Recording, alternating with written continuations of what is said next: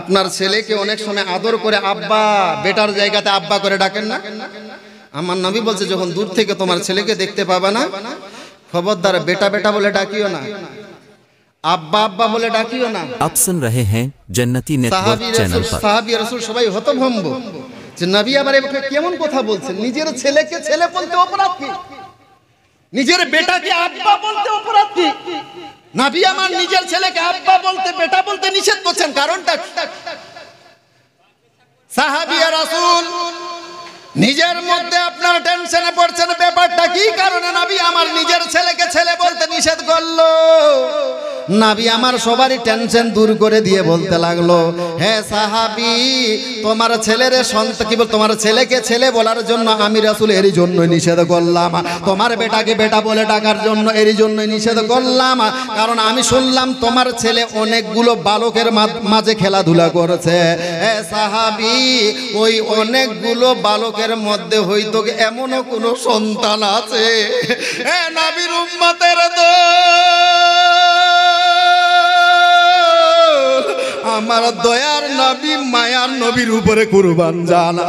আমার নবী বলতে লাগলেন, সাহাবে, যখন 10টা ছেলের মধ্যে তোমার সন্তান থাকবে, খবরদার খবরদার তোমার বেটাকে তুমি ওই টাইমে বেটা বলে ডাকিও না, তোমার বেটাকে তুমি আব্বু আব্বু বলে ডাকিও না। বলল কিসের জন্য?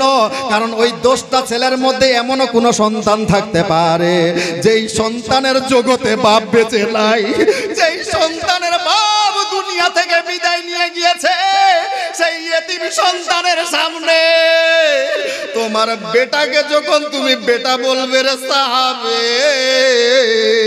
সেই বাপ হারা সন্তানের কলিজায় বড় আঘাত লাগবে, সেই বাপ মরা সন্তানের সামনে বড় কষ্ট হবে। আজকে যদি আমার বাপ বেঁচে থাকতো, তাহলে এই মানুষটার মতো আমার আব্বাও আমাকে বেটা বেটা বলে ডাকতো গা। আমার বাপ যদি জীবিত হতো, তাহলে আমার বাবা আমার আব্বাও আজকে এই লোকটার মতো আমার আব্বাও আমাকে আদর করতো গা। এর জন্য দয়ার নবী মায়ার নবী বললেন, সাহাবে,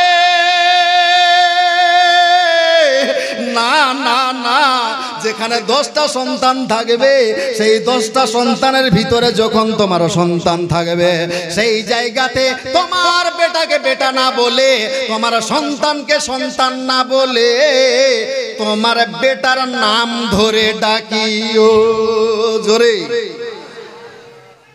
তোমার বেটা নাম ধরে ডাকিও।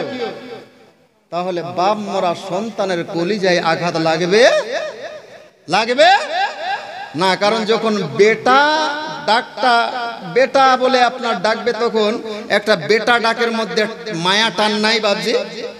মায়া টান আছে না?